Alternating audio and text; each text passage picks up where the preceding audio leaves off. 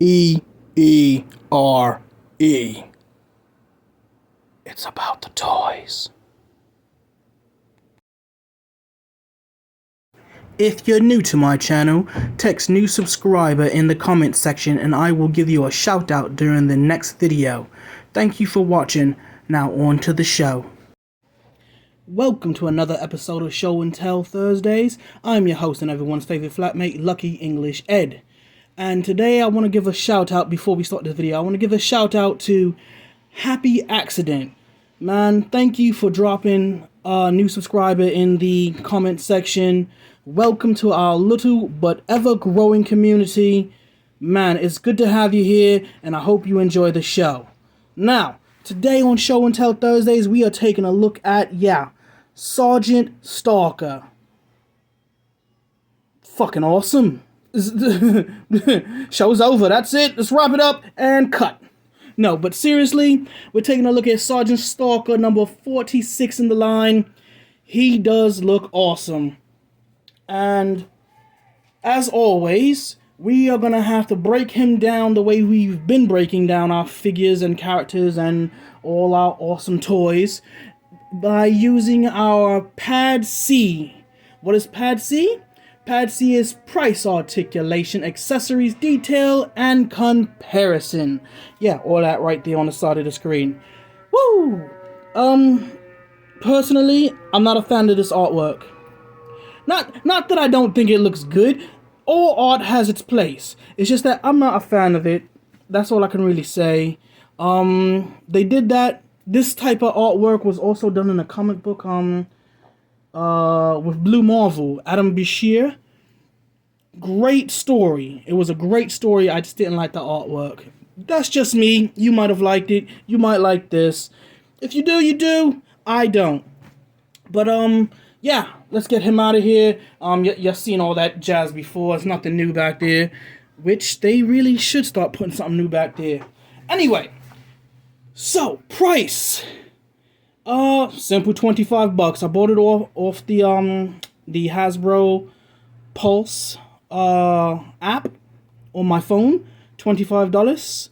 He was $24.99 plus tax. I don't remember. It came to like $26 and change. And yeah, that's it for price. $25. Just round it off to $25. Articulation. Let's get him off the stand. His articulation is standard for male figures. It absolutely is. He does have a slight difference with his head, or his neck rather. A lot of figures, if I could get that off, have been using this type of joint, which is a dumbbell in the neck. I'm not really big on this when it comes to the G.I. Joe line. I prefer the hinge with the ball joint and not this dumbbell joint, but it's still a good figure.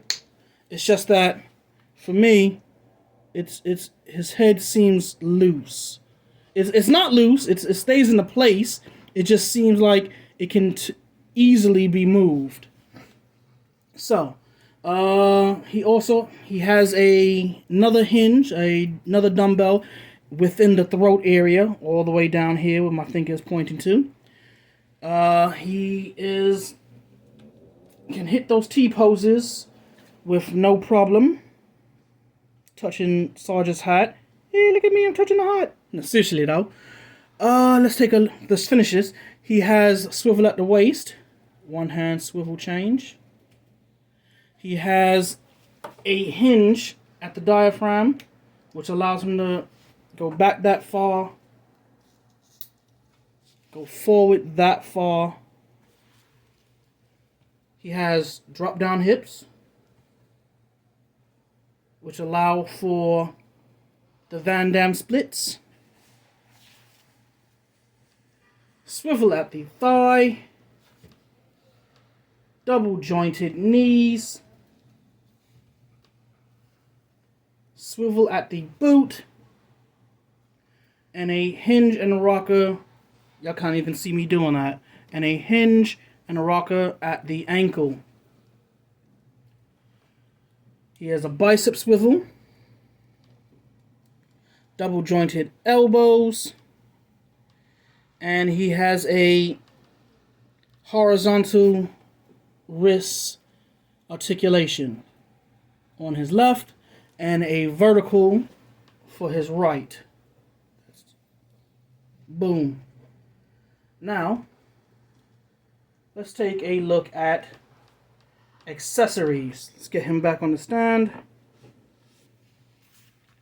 Accessories. He comes with his green beret hat. Boom. Toss that on there. He looks snazzy.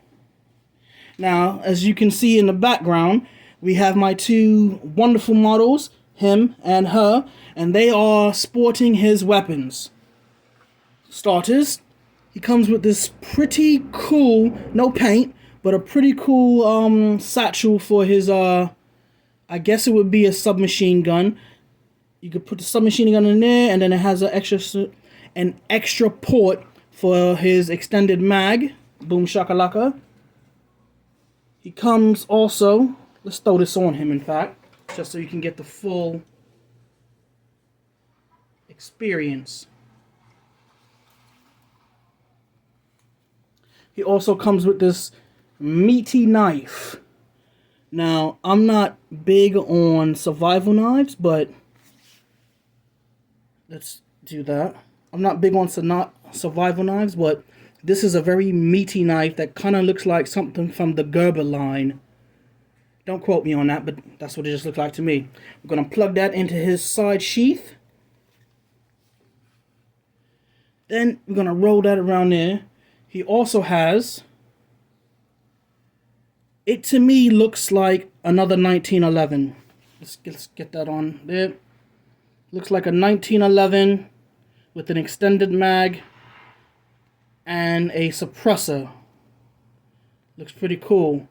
The gun itself has a porthole for blast effects, and the suppressor also has a porthole for blast effects.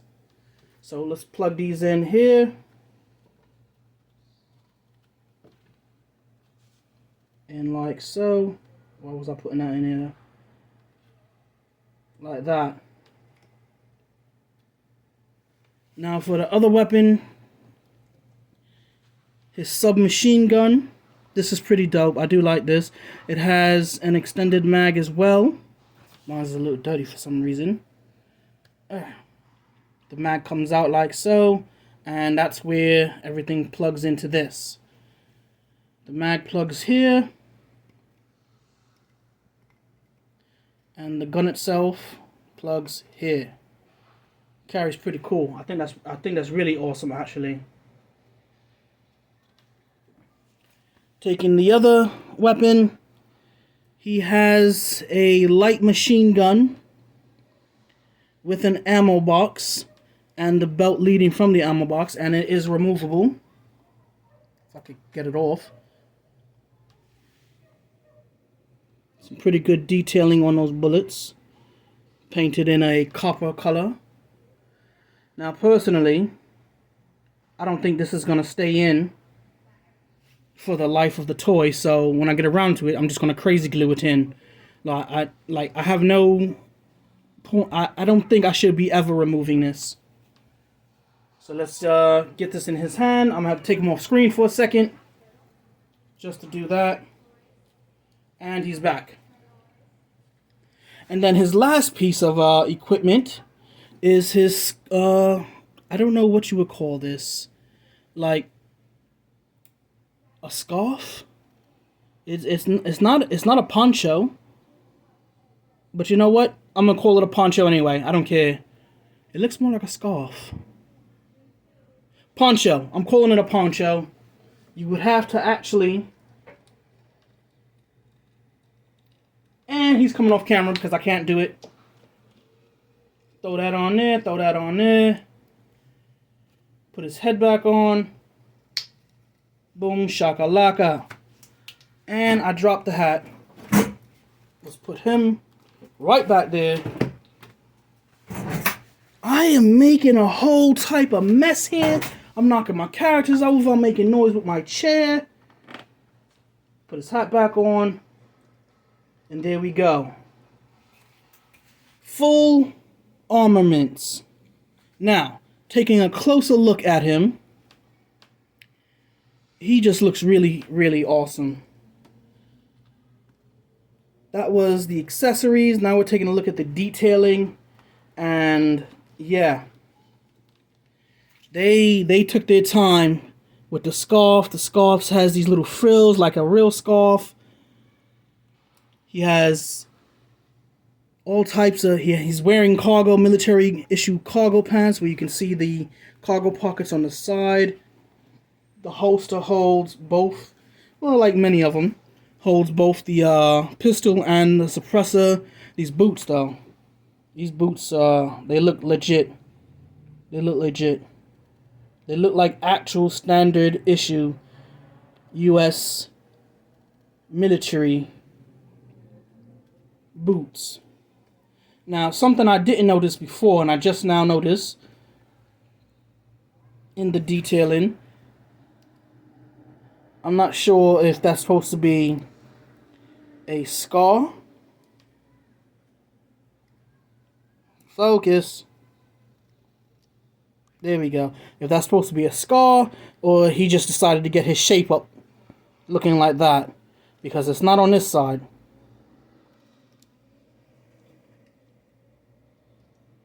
His beret is entirely green with the gold emblem. What else we got here? Because he just looks really good. He got multiple pockets everywhere. It's simple, but at the same time complicated and awesome looking. It really is. It absolutely is.